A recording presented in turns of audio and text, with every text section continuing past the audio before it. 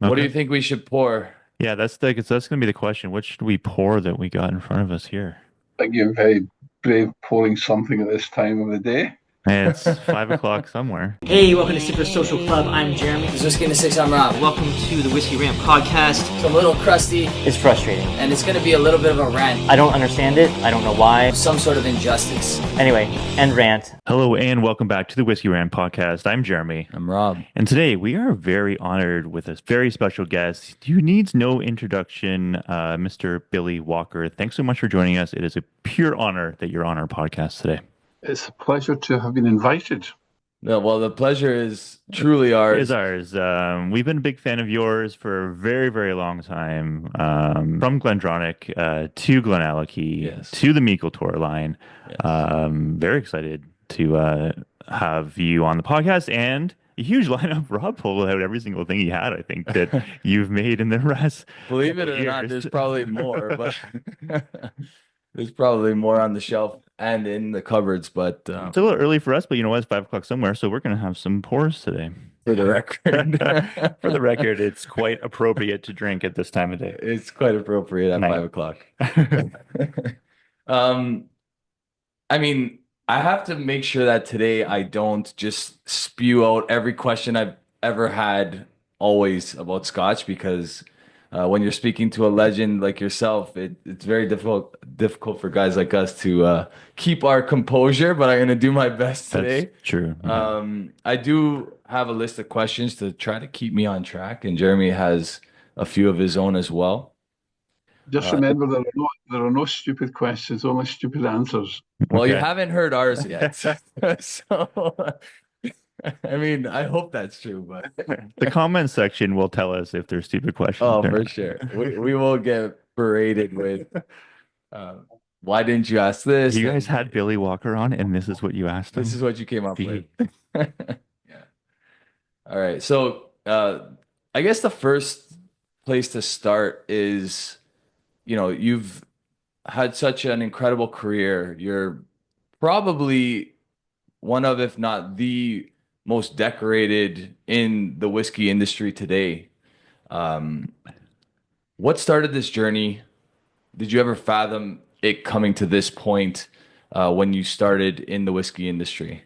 No, never in a million years would I have believed that the journey would have been so interesting and to have arrived in so many destinations. But in truth, being part of the whiskey industry is not surprising for me. That I was brought up and educated in the town of Dumbarton, which was the home of Hiram Walker. So it was, it was a whiskey town. It was also had a connection with J&B, and round about the town there were dotted distilleries like Little Mill, Auchentoshan, Loch Lomond, McGavigan's. So there was a big whiskey influence kind of filtering through a lot of people's lives in the town. And I suppose there was an inevitability that if fortune played the right cards, that I would end up in the whiskey industry. Kind of like when we got into noticing your signature on bottles was probably like Glendronach days, Early Glendronach. like early Glendronach days. Well, early for us, but I mean, not necessarily early for Right, like that's kind of when we took notice. When your time at Glendronach, and obviously the distillery was dormant from 1996 to 2001. When it was time to re-release product, and obviously the stocks were what they were, how was the discussion about releasing whiskey that was much older than the age statements that you were putting out? Was there any discussion about how that would transpire? Was there any pushback? Was it your idea? Was it someone else's idea? What was the whole process of that? Because that is super interesting to me, and I'd love to hear what kind of transpired there. I think it's quite a simplistic question with quite a complicated answer. In reality, and you can, if you retrace your steps and understand a little bit about where the industry actually was in these days in terms of popularity. When I acquired, or when the team acquired the first distillery, which was GlenAllachie in 2004, there was something like maybe 10, 12 malt distilleries were mothballed. So the industry was in a very kind of flat, dormant situation. And listen, we had great fun with GlenAllachie. It was recommissioning the distillery, getting it working again. But the opportunity to acquire Glendronach in 2008 was it was an amazing opportunity, because historically, through Hiram Walker, and I was quite familiar with Glendronach, kind of knew the personality of the liquid, the whiskey that we were inheriting. But nevertheless, once we had acquired it, we knew the history of where the salt was. We knew the challenge in relation to the silent period. But the first job was to actually become intimate and familiar with the inventory we inherited, and in parallel, to make sure that we were creating a new fill spirit that was compatible with the historic personality of the distillery. So, yeah, it was fun.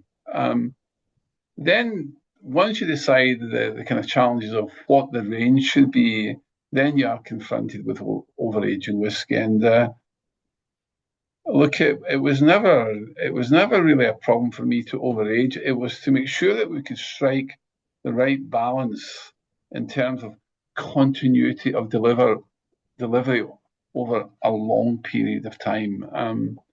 And it was then very important to understand the nature of what you had, how you could overage in such a way that it didn't overwhelm, let's say, the personality of a 12-year-old being significantly influenced by an older whiskey, perhaps an 18-year-old. So these were a lot of challenges from a blending point of view. Was it fun? Absolutely, it was fun. It was fun drinking them as well. Yeah, for sure. So right out of the gate with both distilleries, you bottled some incredible, well, I shouldn't say both distilleries, both purchases. So Benriach and Glendronach, and now with GlenAllachie, you bottled some incredible expressions. What are the significant similarities and differences between the takeover of Benriach Glendronach versus GlenAllachie, and more specifically, what did Glendronach teach you that you immediately applied to GlenAllachie? What a question. Look, I mean, having been in the industry in a variety of capacities, but mostly blending, we kind of knew, we knew the building blocks we were looking for. We learned a lot from the Benriach experience, but it was a different style of whiskey from Glendronach. We knew exactly the kind of muscularity of Glendronach. So it was then understanding what's the right kind of wood that works well with Glendronach. So learned a lot from that, learned a lot from how it behaved in different styles of wood. But we became very focused on PX and Oloroso casks, with some hints of American Virgin and European Virgin casks. And these were terrifically, very informative building blocks from when we finally moved on to acquiring GlenAllachie, which was, the challenge was no different at GlenAllachie than perhaps it had been with Benriach and Glendronach and GlenAllachie. It's just that we were probably a lot more confident in undertaking the journey and understanding the kind of things that we had to prepare and do to become very familiar with the inventory we were inheriting, understanding, then defining the DNA, the personality of GlenAllachie we wanted to achieve, then moving that on to then this is how we want the new fill to be. I mean, we made some interesting changes to the cut we were taking from the spirit. We knew that we were going to be using some significantly rich casks. So we wanted to make sure that the cut we were taking in the youthful spirit was bold enough, muscular enough to live with very rich wood. So we didn't want the wood to overwhelm the spirit, and we didn't want the spirit to overwhelm the wood. And that was it's kind of understanding the building blocks and getting the right kind of equilibrium and balance. Kind of adding to that, obviously you took a lot of the GlenAllachie stock and re-racked it into some new casks. How long did it take you to realize that, we've got the profile we're looking for? Was it, trying these casks for the very first time after you re-racked them? How long was that? Was there any doubt? Obviously, you sounded like you're pretty confident that like we can take this GlenAllachie product, we can put it in PX, we can put it in Oloroso, and we're going to get something good. But how nervous were you? Were you nervous at all? And how long did it take to realize that you've got something really good here? I think we were. I don't think we were short of confidence in starting the journey. We from my blending experience, I was quite familiar with GlenAllachie. It probably wasn't in the wood that we wanted it to be in, but it was in good quality wood, and I could drill into the real science of the cask. It was in sherry casks, of course. It was also in fresh American barrels. And that's interesting because the American casks are both charred and toasted, while the sherry casks are only toasted. And that opens up all kinds of avenues in terms of the flavours you can expect. Well, once you start charring a cask, the things you're going to get are butterscotch, you're going to get vanilla, honey, that kind of stuff. Some very interesting spices evolving. Whereas with the sherry cask, you're going to get dark chocolate, you're going to get cinnamons, you're going to get mocha. So we knew the kind of flavour profiles that we could actually capture. It was how we wanted to actually make sure that they interfaced well on the right scale. So I've heard you state in interviews before, I believe with Roy from Aquavite, that you spend 1 million Great British pounds on casks per year. Do you think this puts you at the top of distilleries for cask spending? And also to add to that, is this possibly why you guys seem to receive some of the best casks in the world? Now that is quite a difficult question to answer. Look, if you look in the broad, making new full spirit is it's a choice of the blender, and it's a very important building block. But in fact, if you choose the wood wisely, it's my kind of professional opinion that the new full spirit will deliver approximately 30% of the flavour experience. And the choice of wood, if it's the correct choice of wood, will deliver about 70% of the real flavour experience. Let me, yeah. So, are you still spending around 1 million pounds a year on casks, or has it gone up? Has it gone down? I think it's gone up. It's gone up. Wow. Listen, it doesn't help. We're currently fascinated at the moment with Mizunara casks and how they can interface with other casks in terms of getting very interesting balance. And these casks are hugely expensive. We're paying something like £3,500 per cask for a Mizunara cask. But we're also exploring a whole variety of oak genuses. The one that's fascinating us just now is Mongolian virgin oak. And we think that they are territorially and genus-wise similar in style to Mizunara casks. And so we've got a lot of work happening in the background with Mongolian casks as well, but spending a lot of money in casks. To shortchange on buying good quality wood is not a good idea. You said in the past that you don't necessarily try to match a profile year to year with these releases. You're more just looking on making the absolute best quality whiskey that you can possibly make every single time. Are you satisfied with the way that the core range of GlenAllachie has come out? Is it ever evolving? Where are you with that as far as like um how the profile is like where you want it, or is it going to change year to year, release to release? I would say that throughout my journey in whiskey, we have never pursued consistency. We've always tried to pursue perfection. So our ambition would be that every batch we make, the next batch will be in some way a little bit better. Mhm. And that journey continues. Of course, once you get into a very kind of 90% of what you've achieved, the last 10% becomes more of a challenge, more difficult. But we do things like, for example, we bottle everything above 46%. And the reason is we don't chill filter. And it means at 46%, the product, even in 46% and above, even in a very challenging, very cold climate, it is unlikely you're going to get any kind of cold fog precipitate or any kind of phasing in the liquid. And that's one of the things we are we're almost religious about. We don't want to filter, we don't want to chill. So we choose a strength that has a solution characteristic that makes it pretty, well, almost very stable. Right.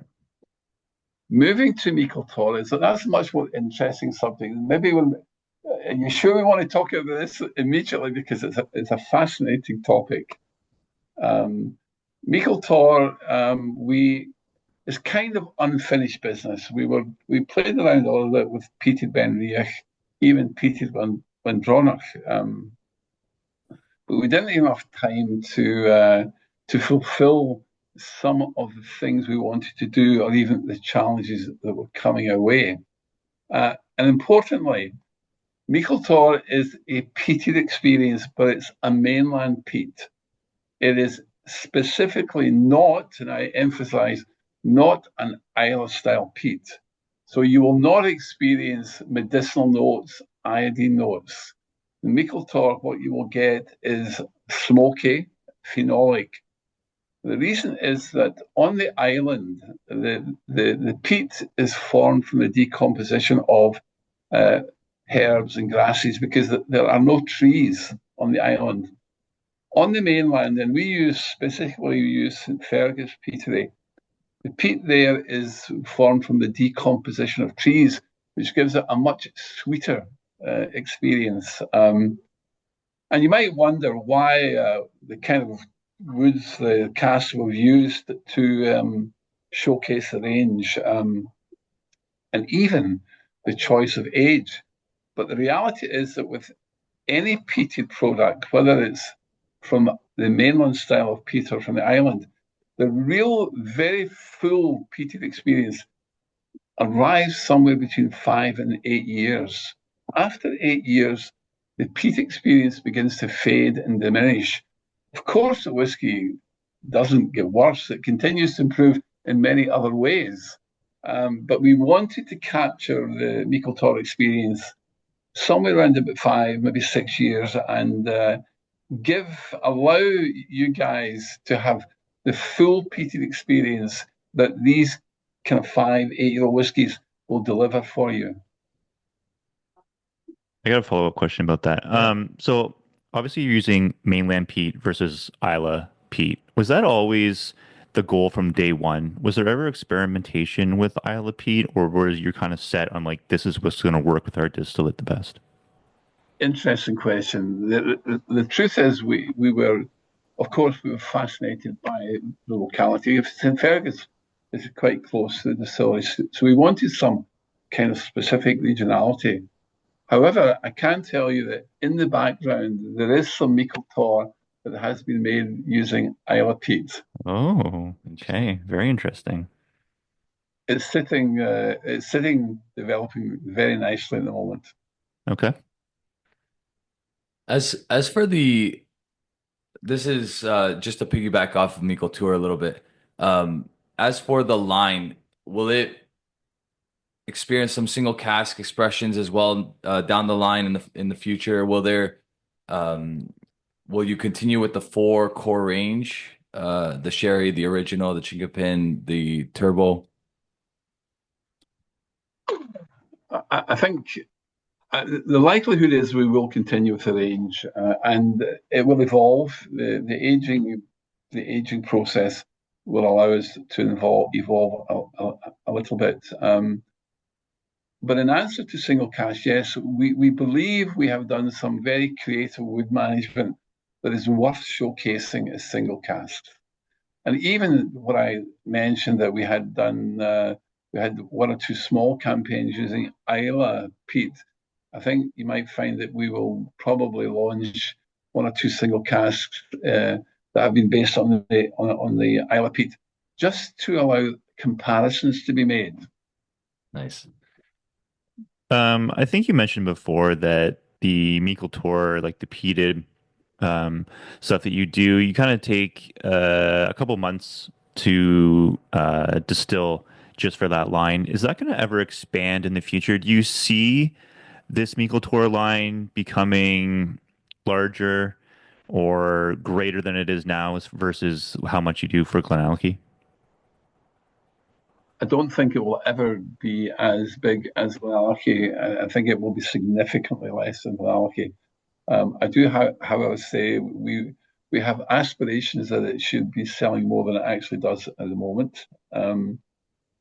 But the personality of the story, it was just so we just wanted to demonstrate that regionality in terms of doing non-peated or peated is only just that. It's a distillery located somewhere.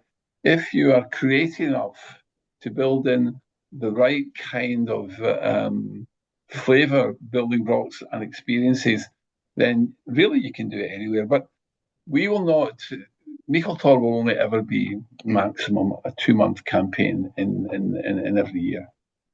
GlenAllachie and Meikle Toir have rocketed it into many whiskey fans' favorites. As an onlooker, it's easy to perceive that you've achieved such incredible things, potentially all there is to achieve in the industry. What's next for Billy Walker? That's a good question. Look,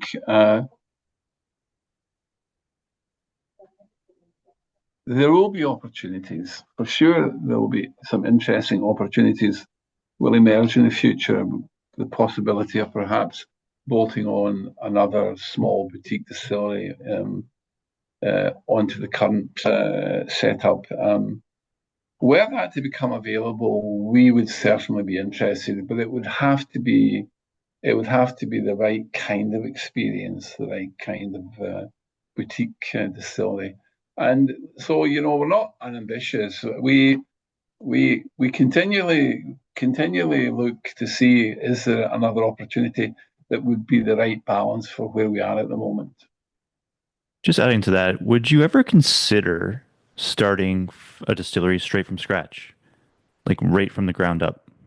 I think at the start of the kind of owning distillery experience, it was a challenge because the problem with a new start distillery is that there's a long period before you can actually bring something to the market. And then there's pressure on you. It's financial pressure, cash pressure that you might just be pressurized into bringing something to the market that frankly is too young and isn't ready yet.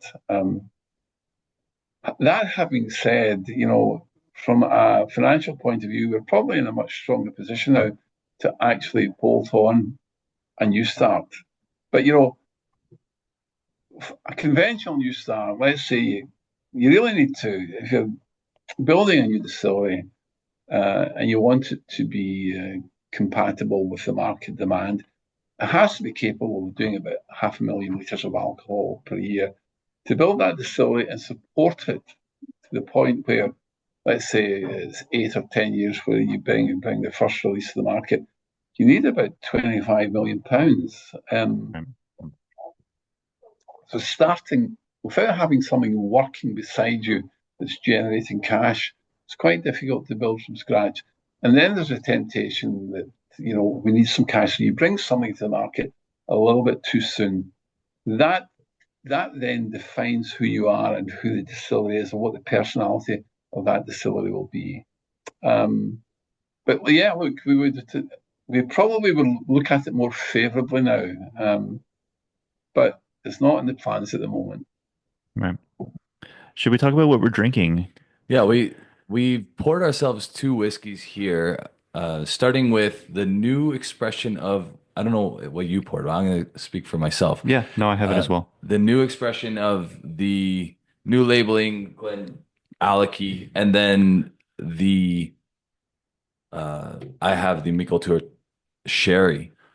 So you talk about it, and then I have a question piggybacking off of Yeah, that. I mean, I think for us, like we've talked a lot on our platforms about the GlenAllachie 12. It was our whiskey of the year, mine at least, in 2021. Yeah. It's been great every single year. We have a stockpile of many bottles in the bunker because I think it's such a great sherried whiskey. And I think for the age statement, it's pretty much at the top as far as sherried 12-year-old for the price. I don't think there's a better buy on the market today. Yeah, I mean, recently I did a top 10 pour and play whiskey, and I'm not sure if you're familiar with the term pour and play, but it's something that we've been discussing for a few years now. Pour and play just being an easygoing with the friends, or if you want to sit and just enjoy it and really dissect it, you can, but it doesn't have to be that way. The one and the number two and number three, sorry, number two and number one were the Meikle Toir expressions, and the number one was the GlenAllachie 12. Just because I truly believe that it's one of the easiest whiskeys to get new people into whiskey, and then also for experienced drinkers to really, really enjoy as well. So that's we're big fans. Yeah, it's a staple for us, and I'm sure for you. You mentioned that you like the 12 as well. What is it about the 12 that just makes it so good? Technical question. Like, I agree with you. It's the structure of the 12-year-old is captures all the kind of flavor building blocks that I have in mind in terms of delivering the best experience that I can get for the 12-year-old. So you've got some PX in there, you've got some Oloroso, you've got some American Virgin Oak. And just to give it body and not to give it flavour, there's a small amount of red wine casks, which gives you some tannin delivery, which gives you quite a full mouthfeel. But, the contributing factors like the Virgin Oak casks are going to give you butterscotch, they're going to give you honey, toffee, treacle notes. The Oloroso is going to give you coffee, it's going to give you mocha. The PX will give you, we call it in Scotland, we call it Christmas cake, but it'll be figs, dates, and I mean all of these work beautifully in the 12-year-old as they do it in the 15-year-old. But it's not. We work very hard to create the experience that you're going through at the moment. It doesn't happen by chance. We religiously are following these casks, how they're developing. Are they ready? Is this a 12-year-old experience, or should it be wait for the 15-year-old? It's not by chance that we create these things. We spend so much time. Well, I'll be looking at every week, looking at something like 500 samples, just to make sure the journey is continuing in the way we want it to evolve. For a newer distillery, or at least a new back to market distillery, the rebranding of the GlenAllachie happened rather quickly. What was the big inspiration for the new rebranding, which I actually really enjoyed?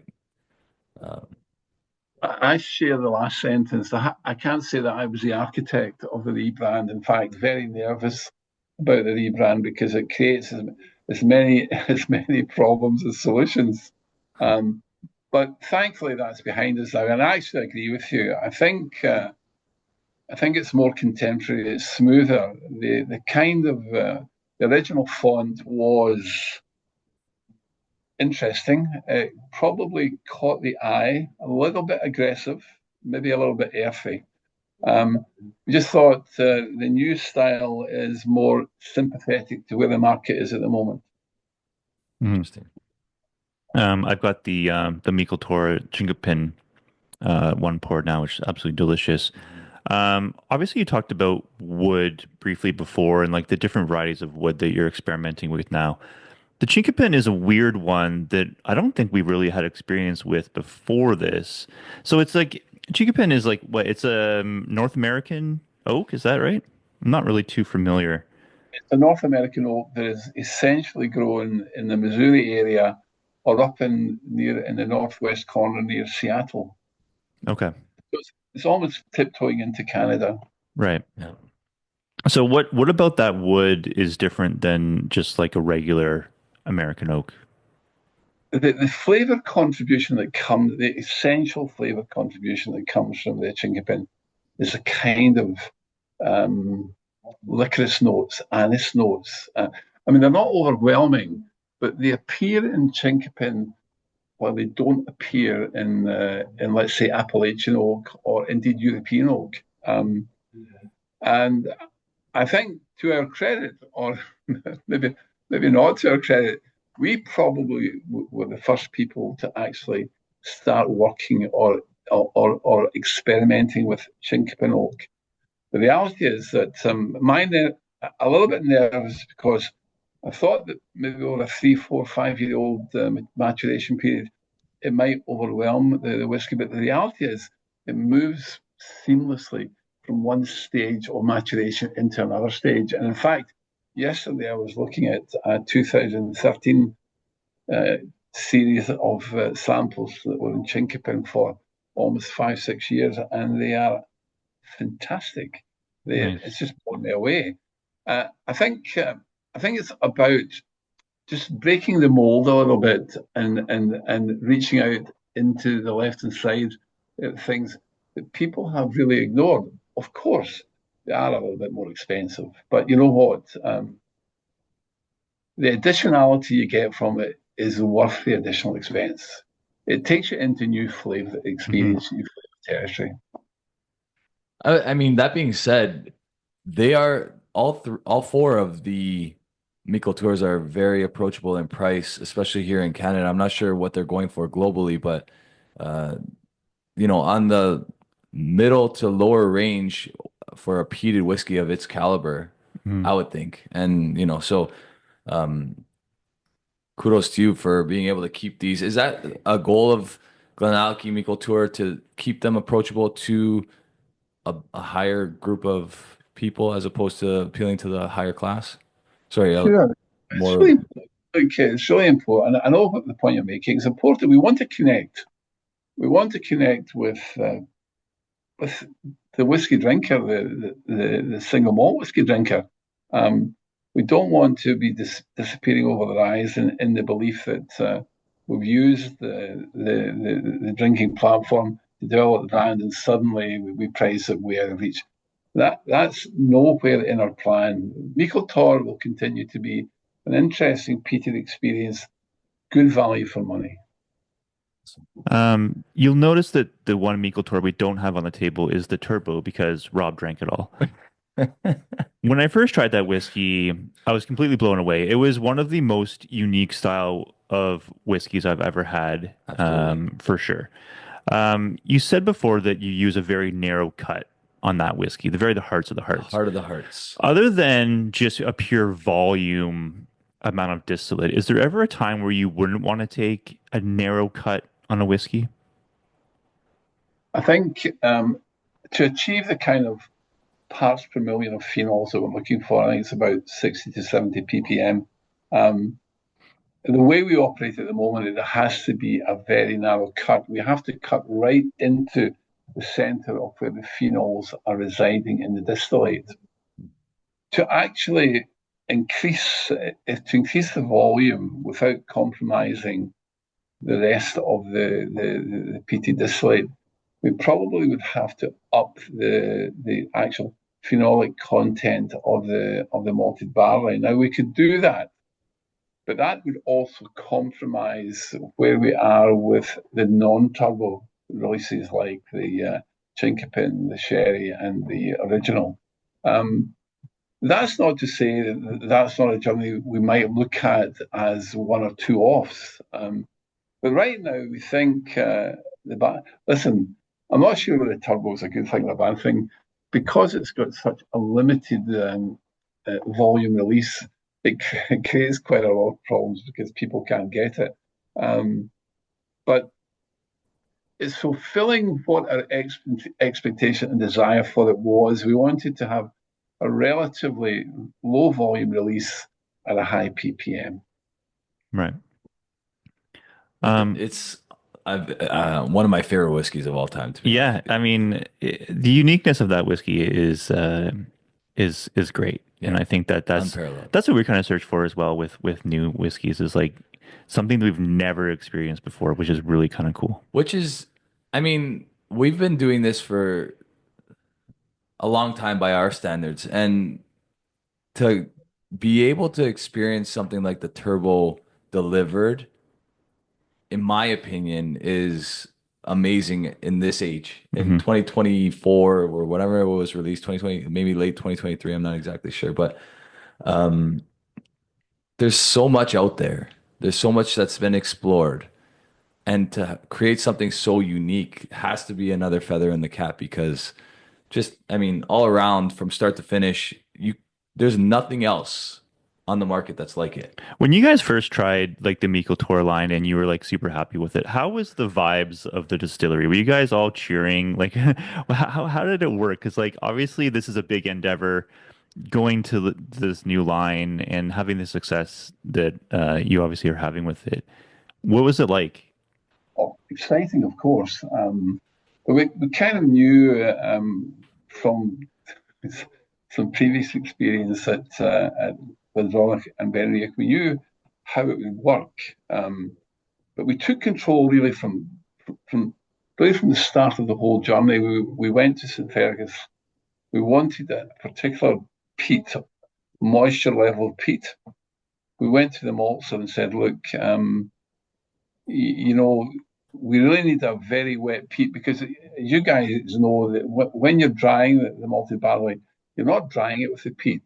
All you're doing is creating reek that's going to be absorbed into the kernel of the malted barley.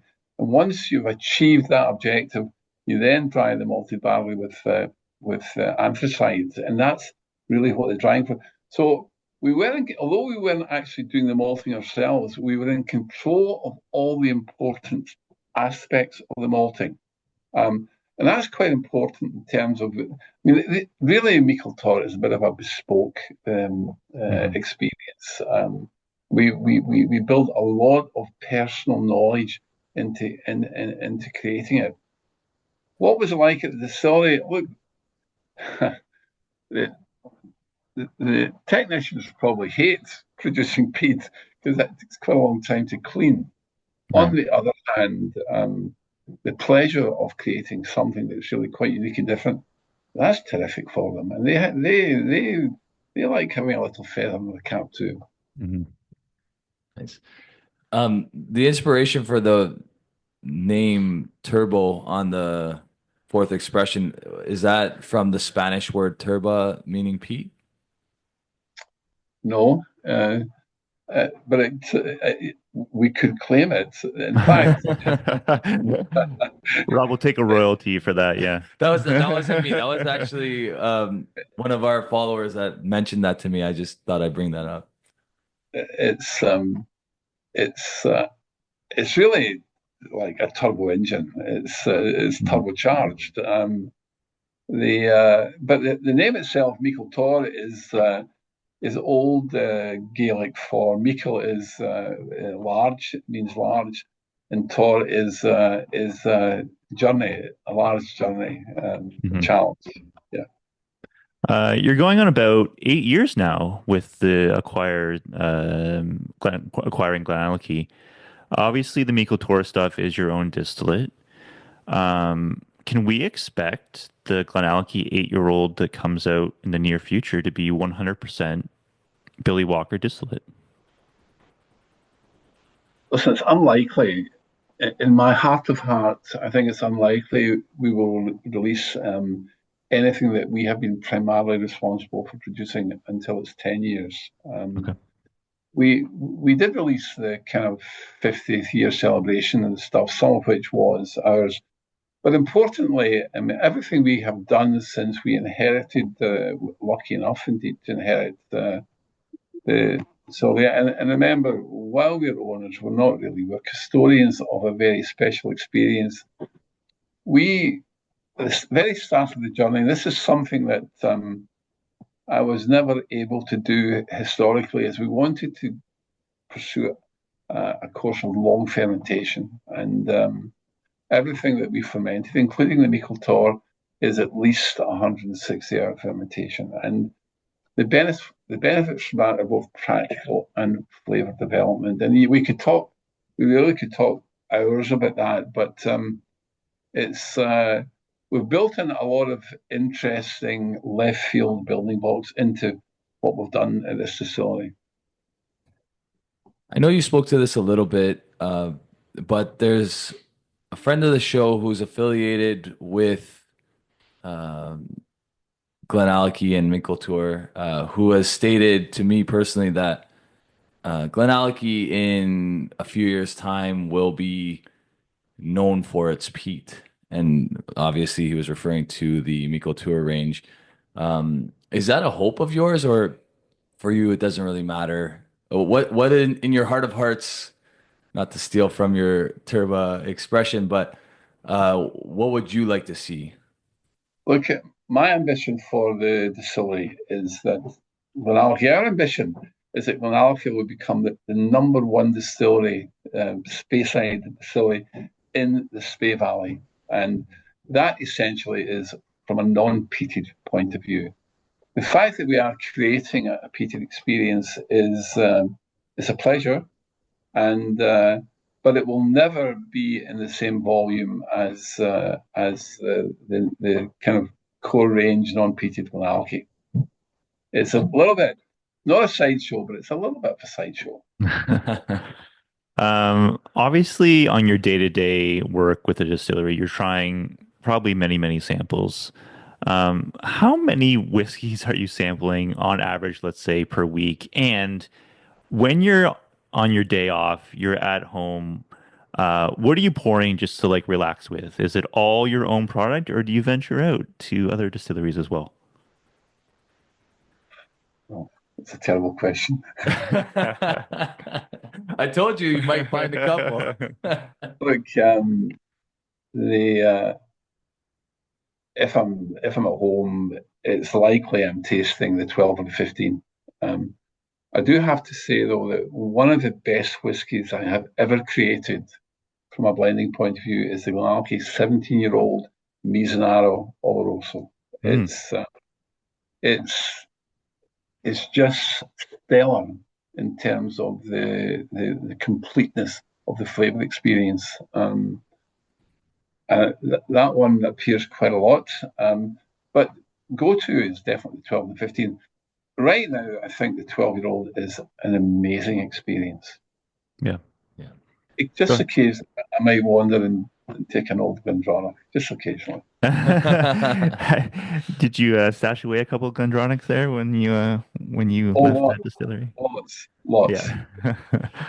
Yeah. Going back to that Mizunara cask, the 17, that's the new release. Yeah. What is it about that Mizunara wood that's so appealing to you? I know it's very expensive, it's very rare, but what actually does it provide to the whiskey?